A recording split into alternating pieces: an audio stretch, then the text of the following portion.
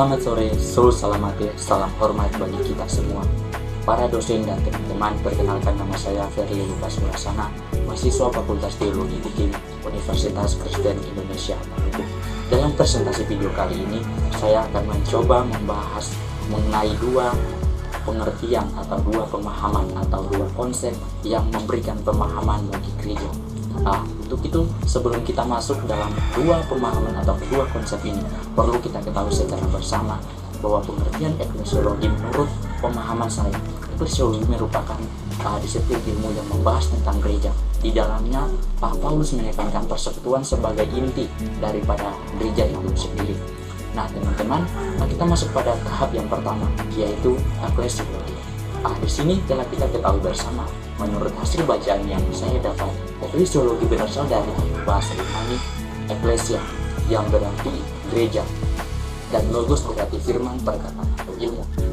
Jadi jika dilihat dari kata-kata tersebut, eklesiologi merupakan salah satu disiplin ilmu teologi yang membahas mengenai hakikat dan fungsi gereja. Nah, teman-teman, berkaitan dengan identitas dan misi gereja di dalam dunia. Secara harfiah, eklesiologi berarti pemahaman tentang gereja dalam bahasa Portugis di gereja.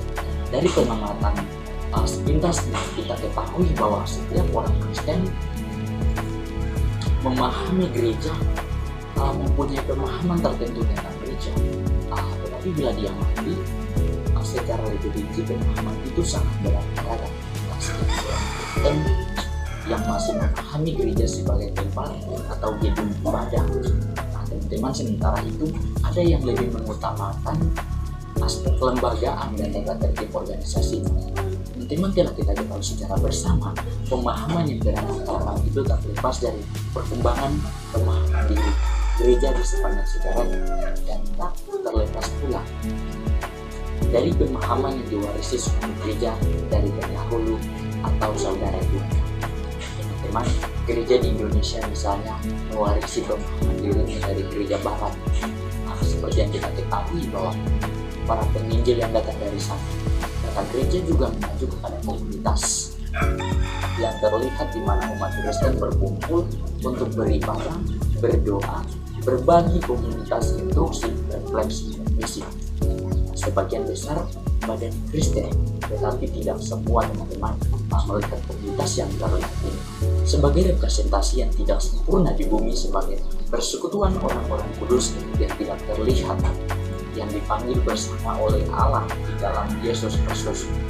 Tidak terlihat yang dipanggil bersama dengan Yesus Kristus, dilihat dapat dipandang sebagai satu lembaga sosial di dalam masyarakat, juga sebagai bentuk kehidupan bersama yang dibentuk oleh pemahaman diri teologis yang dalam. Teman-teman, telah kita ketahui secara bersama, dilihat secara gereja telah hidup dalam berbagai bentuk pemula dan struktur pemerintahan sepanjang sejarah yang panjang dan sangat kompleks.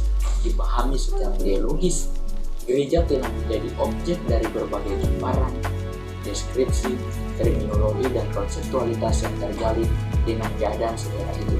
Tentang gereja dalam semua dimensi yang saling berinteraksi ini merupakan bidang eklesiologi. Nah, teman-teman, hakikat gereja dalam tahun-tahun kebelakang ini telah menjadi objek dari berbagai gambaran, deskripsi, terminologi, dan konseptualitas yang terjalin dengan keadaan sejarah itu. Oke, baik teman-teman, di sini saya akan membahas konsep atau pemahaman mengenai oikumene atau pengertian yang kedua atau konsep yang kedua untuk memberikan pandangan secara umum bagi gereja.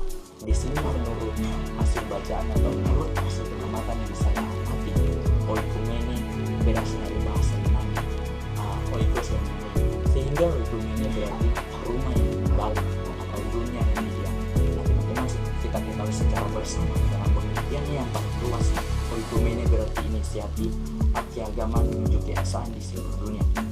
Pada abad ke-20 dapat dilihat beberapa perkembangan yang menarik dalam bidang eklesiologi.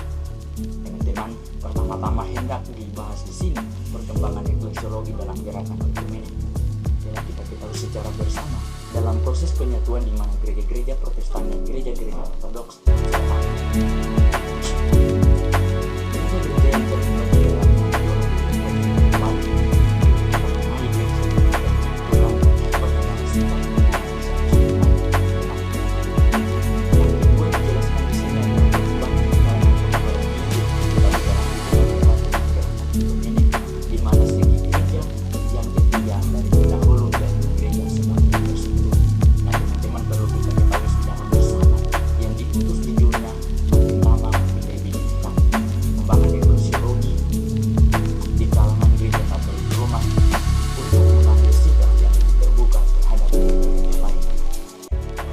1910 di kota Edinburgh, Skotlandia, diadakan suatu konferensi kabar Injil sedunia.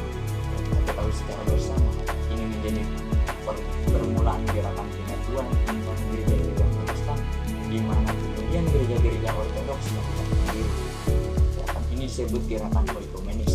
Yang istilah ini kata Yunani oikumene yang pertama-tama dipakai untuk seluruh dunia, yang dihuni dalam sebuah gereja dipakai untuk menunjuk kepada gereja sedunia atau juga kepada gereja secara menyeluruh. Teman-teman tahu secara bersama kesan gereja yang terpisah untuk dari pengakuan iman di sini bukan tempat untuk menguraikan seluruh sejarah gerakan oikumene. Hanya perlu dijelaskan bagaimana usaha gereja-gereja untuk mencapai kesatuan yang lebih nampak mempengaruhi eklesiologi.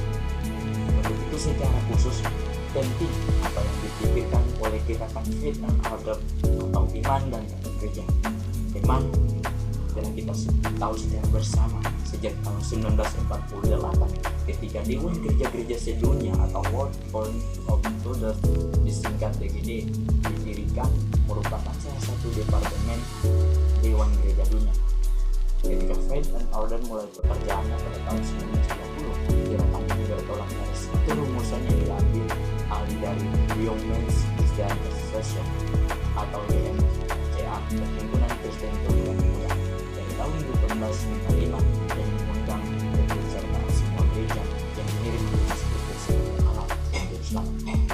Kita secara bersama suatu rumusan yang menghadirkan perubahan sampai sekarang merupakan dasar Dewan Gereja Dunia.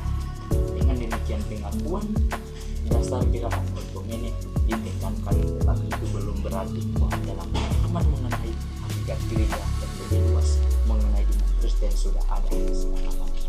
Dengan demikian, konferensi pertama Faith and Order di Lausanne 1927 sebenarnya telah menjadi nampak perbedaan dasarnya dalam eklesiologi yang dapat dilihat sebagai gereja pada satu pihak pada